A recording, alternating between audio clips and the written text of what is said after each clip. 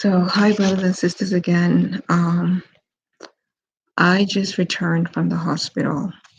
I left home around 7:30, 7:42, and I just returned home. So I was probably in the hospital for 2.5 hours,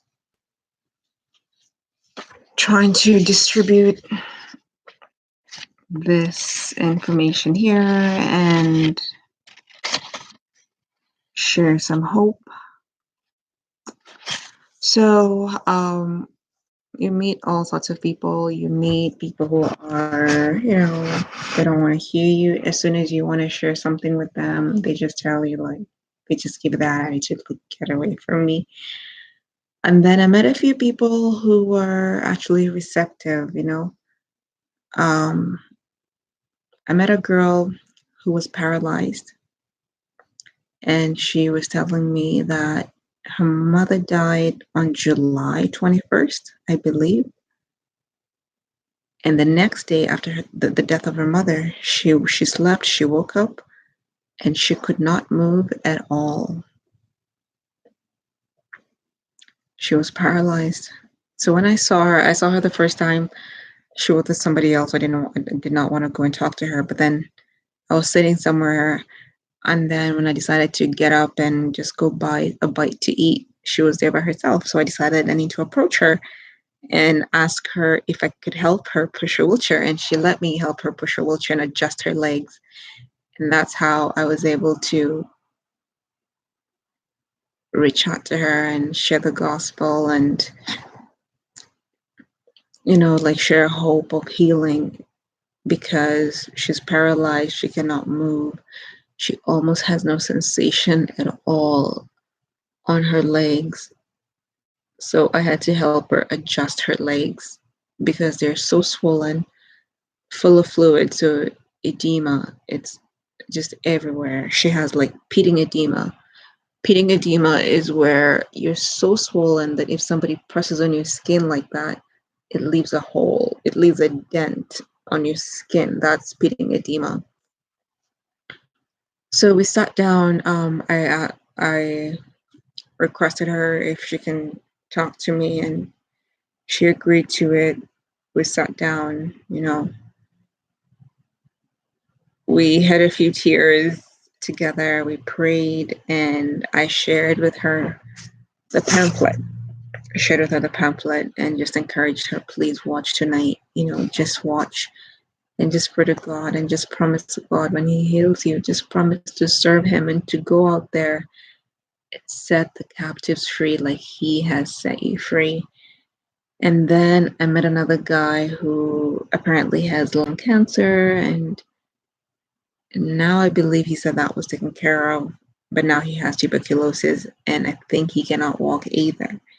I shared that with him too, and I also gave him the pamphlet to share with his roommate because he said he had a roommate. So, and then I shared the pamphlet with a mom and a son.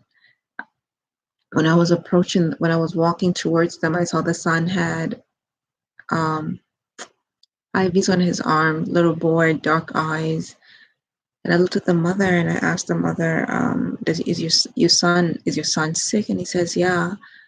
And I gave her the pamphlet again, and I gave her, and I just told her, like, if you don't find the use of it, don't throw it in the garbage. Just leave it somewhere on the table. Somebody else might find use for it. And then I found out the two gentlemen sitting somewhere close to their ward. I just shared with them the information. Any person that I saw with an Android and was receptive, I was like, hey, watch this on your Android tonight. I shared the message too with another gentleman. That was the first gentleman. So at least I shared the information with somebody. I printed so many of this. I think I printed almost 210, 20 of them. But I probably gave away just 10. So, but anyway, the trip was not in vain. I was able to reach somebody, then to stay home. and just hope that somebody will hear about this miraculously. No, we are called to go out there and spread the gospel of the good news. People will reject you, but that's part of it. Jesus was rejected, so we're no special, and he was a righteous man, and we are not even righteous. So that was quite a trip, and I just pray that as of now on, God just takes over. God just opens doors to doors of healing to the patients, for people to begin to see that Jesus Christ is real. Other than that, I'm ready to sleep for a few minutes, probably 3-4 hours, and then I will be able to get up again and watch the crusade, the live crusade. So I thought I would come online and just share the gospel, share how my trip to the hospital went. It's just sad to see some people are very repulsive. Some people are just very repulsive when it comes to the word of God. They do not want to hear a thing about the word of God. But then again, right, we put our hopes more in doctors than we do in God. Even as Christians, we put our hope in doctors than we do God. And unfortunately, time is coming where if, let's say, you do not belong to the kingdom of darkness, if you do not have things like chip, you'll not be able to buy anything. So our encouragement is to rely more on God, not on the doctors, in terms of those critical moments, especially treatments that we get. Again, any treatment can be bad. We should take it to God in prayer, not rushing to the hospital right away, because we're giving doctors so much power. With that being said, I hope you have a wonderful evening. Be encouraged and continue sharing the word of God with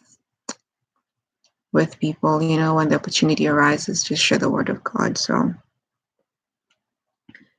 God bless you and have a wonderful night.